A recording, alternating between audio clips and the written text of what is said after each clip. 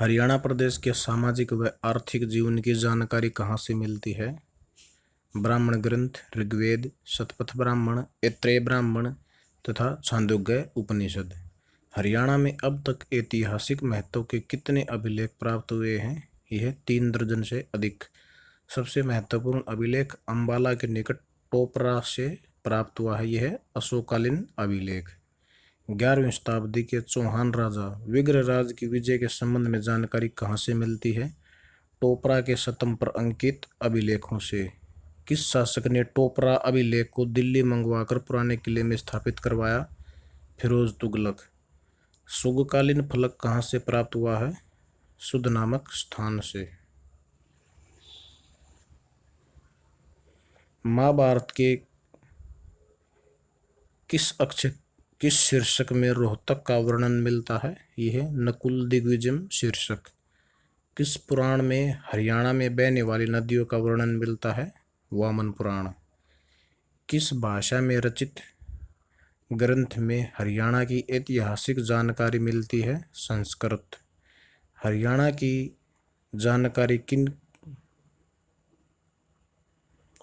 जानकारी प्राप्त होती है अष्टाध्यायी, महाभाष्य, चतुर्बाणी तथा राजतरंगिणी और हर्षचरित।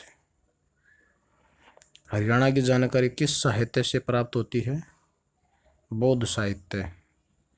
हरियाणा की जानकारी किस बौद्ध ग्रंथ से प्राप्त होती है? यह मंजरी निकाय व दिव्यावदान से।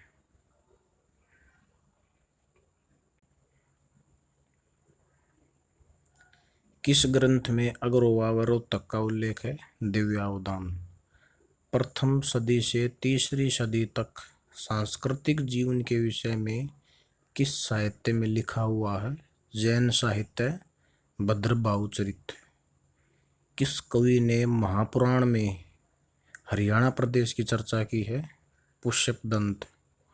पाषाण हरिचरित में हरियाणा प्रदेश की चर्चा किस कवि ने की है? श्रीधर। बाराखड़ी में लिखित अभिलेख किस स्थान से प्राप्त हुआ है? जगाधरी के पास शुद्ध स्थान से। करनाल से प्राप्त अभिलेख किस लिपि में लिखा हुआ है? खरोष्टी लिपि। तीसरी व चौथी सदी के 2 अभिलेख किस स्थान से प्राप्त हुए हैं? तोशाम। 8 जगह से आने वाले भागवतों की सूचना किस अभिलेख से प्राप्त होती है? हिसार के गुजरी महल में स्थित एक शतम पर 8 अभिलेखों से। एक अधूरा अभिलेख किस स्थान से प्राप्त हुआ है? कपालमोचन। किस स्थान से प्राप्त अभिलेखों में राजा देवंका ने कुरुक्षेत्र की महिमा लिखी है? लाओस देश। मौर्यकालीन स्तूप व अवशेष कहाँ से प्राप्त हुए हैं? हिसार व फतेहाबाद। हड़प्पा सभ्यता से पहले की सभ्यता के आभूषण व अवशेष कहाँ से प्राप्त हुए हैं? कुणाल, हिसार से। हड़प्पा कालीन सभ्यता के अवशेष किस स्थान से प्राप्त हुए हैं? यह भिवानी से। कुषाण कालीन सोने व तांबे के सिक्के किस स्थान से प्राप्त हुए हैं? मिथ्याथल, भिवानी।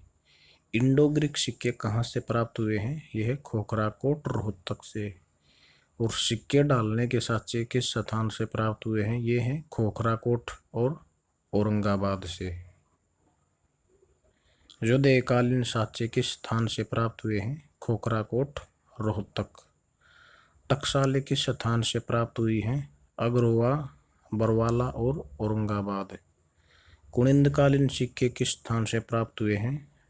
करनाल, जगाधरी और बुढ़िया। समुद्रकालीन सिक्के किस स्थान से प्राप्त हुए हैं? यह मिथ्याथल, भिवानी से। मिथ्याथल से। मिट्टी की मोहरें किस स्थान से प्राप्त हुई हैं? दौलतपुर। यज्ञ की मूर्तियां कहाँ से प्राप्त हुई हैं? पलवल। रामायण श्लोकांकित कहाँ से प्राप्त हुई है? नचारखेड़ा, भिवानी से।